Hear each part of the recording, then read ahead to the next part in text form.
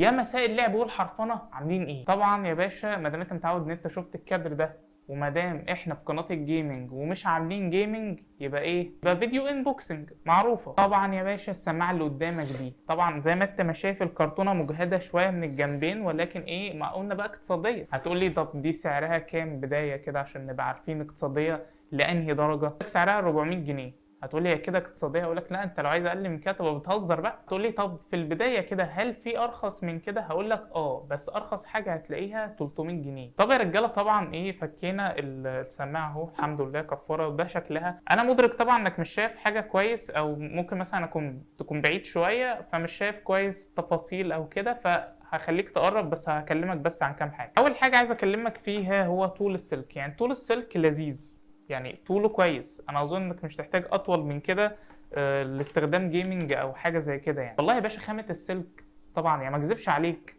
مش احلى حاجه مقارنه مثلا للسماعه اللي كانت عندي قبل دي، اللي هي سماعه اولى. السلك بتاع سماعه الاولى كانت احسن. سماعه الاولى دي يا باشا زمانها دلوقتي مثلا تعمل لها 500 وحاجه 600. اسعاره ولعت، ما انت فاكر ايه، لان طبعا كانت الخامه شويه شبه القماش. السلك القماش ده عارفينه اللي هو بيبقى سلك متين شويه، انما ده البلاستيك العادي اللي ممكن يتقطع منك عادي. تاني حاجه عايزين نتكلم عليها وليها علاقه بالخامه برضو، وهي الجزء اللي لما بتلبسها ايه بتوسع من ناحيته كده، اذا كانت اللي فوق او اذا كانت اللي تحت. بالنسبه اللي تحت فهي رقيقه قوي قوي قوي حرفيا، غير انها ممكن تقشر او كده، هي رقيقه قوي وممكن تتقطع، فانت هتاخد بالك قوي. اما بقى الجزء اللي فوق ففي العادي في السماعات النظيفه شويه بيبقى معدن، اما هنا بقى يا باشا فهو بلاستيك، فممكن يتكسر او يحصل له اي حاجه عادي. هتقول لي انت هتقلقني ليه؟ امال احنا بنعمل انبوكسنج عنها ليه؟ هقول لك لا يا باشا، ما انا مش هغشك، انا مش هغشك. ما دام هتجيب حاجه اقتصاديه مش بفلوس كتير، فخد بالك ان انت هتجيبها لغرض مؤقت، يعني استخدام سنه بالكتير، بعد كده هتضطر انك تغيرها. فانا عارف ده وانا بجيبها على اساس ده، فانا بقول لك برضو ان انت لو هتجيبها على اساس ده، لان انت لو عايز حاجه تعيش معاك هتجيبها ب 300 ولا ب 400، يبقى انت بتهزر. اما بقى المايك فزي ما انت ما شايف هو ما بيلفش 360 بس، بيلف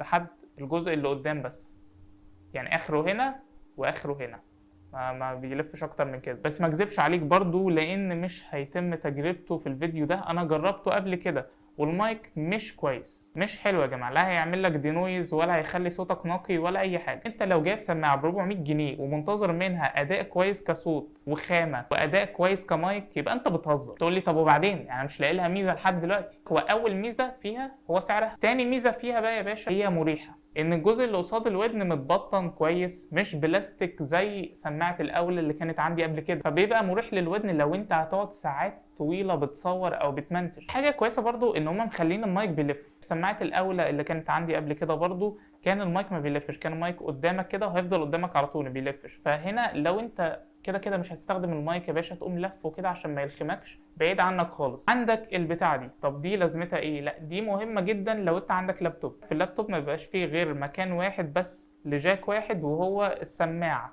بتقوم جايب مركب هنا المايك ومركب هنا السماعه وموصلها بالجاك الواحد اللي ما فيش غيره اساسا في اللاب. لو تستخدمها على بي سي فمش محتاجها عادي.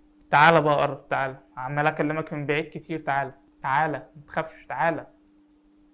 سوري، انا اللي هاجي اجيبك ثانيه واحده. طبعا يا باشا خليتك تقرب اهو، مش حارمك من حاجه، قربتك وايه خليتك تشوف الدنيا على الطبيعه اكتر. طبعا زي ما قلت لك دول زي ما انت ما شايف بلاستيك، ودي زي ما انت ما شايف رقيقه، يعني اظن باين ان سمكها رفيع قوي يا معلم، ان يخليك تخاف اساسا. خد حذرك كده وانت بتتعامل مع السماعه، لان هي ايه زي ما انت ما شايف اقتصاديه بقى، وزي ما انت ما شايف طبعا قلت لك ان هي متبطنه هنا تبطين محترم، يعني ده ميزتها الصراحه. وده المايك طبعا، ولكن زي ما قلت لك المايك مش هيبقى كويس عشان تبقى عامل حسابك قبل ما تشتريها. لو عايز اسمعه مايك بلاش دي واعلى بالميزانيه يا باشا. وحلقه الار جي بي زي ما انت ما شايف، ولكن طبعا انا اظن ان هي مش باينه لك والدنيا منوره كده، فتعالى اما اضلمها لك شويه، اظن كده واضحه اكتر. زي ما انت ما شايف الميزه هنا ان الار جي بي سيمبل يا معلم، يعني مش الموضوع بقى ايه يعني فاتح قوي في وش اللي بيتفرج عليك كده، وحتى فيها تناسق في الالوان محترم. في الاخر كقيمه مقابل سعر السماعه دي مريحه للودن، والار جي بي بتاعها محترم، شكله حلو ومتناسق كده وشكله جميل،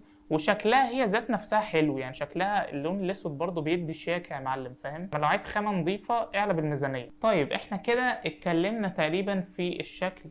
ايه ده، استنى، انت لسه هنا، انا عايز ارجعك تاني. اخر شيء بقى انت عايز تعرفه اكيد، وهو ان الصوت اللي خارج منها كويس كجوده بيطلع بره السماعة كده ويسمع بره، ولا ايه النظام كده؟ معلي على الاخر. الصراحة هي مش سماعة محيطية. يعني ايه؟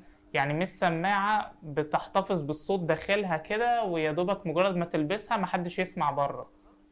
لا، يعني حاليا وانا معلي على الاخر دلوقتي انا سامع ايه اللي بيتقال جوه. عشان كده السماعه دي ما ينفعش معاها مايكات مش كونسندر. حاليا وانا لابسها انا مش سامع نفسي اساسا من كتر ما صوتها عاليه. بالنسبه لي كصوت، لا هي صوتها كويس وصوتها ممتاز كمان. كواليتي الصوت، حتى الصوت مش متغير او طالع بصدى صوت او طالع بصوت وحش يعني. فكمجمل يا شباب كده يعني ندي السماعه دي مثلا كام؟ 6 أو 7 من 10. والتلاتة أو الأربعة اللي قالوا من التقييم ده علشان خاطر الكواليتي بتاعتها مش أحسن حاجة يعني. وأنت بتستخدمها كده بتبقى خايف تتكسر منك، خايف يحصل لها حاجة. وبس كده يا شباب، الفيديو بتاعنا خلص. إن شاء الله أول ما أجيب أي حاجة أيا كانت هي إيه هاجي أعمل لك عنها انبوكسنج وهنتكلم عن مميزاتها وعيوبها. بس كده يا شباب، أتمنى الفيديو يكون عجبك، وأتمنى إنك تعمل لايك وسبسكرايب لو وصلت اللحظة دي. وعايز تسأل عن أي حاجة أنا ما قلتهاش عن السماعة تقدر تكتبها في الكومنتات تحت وهرد عليك. وبس كده عشان طولت عليك، يلا سلام.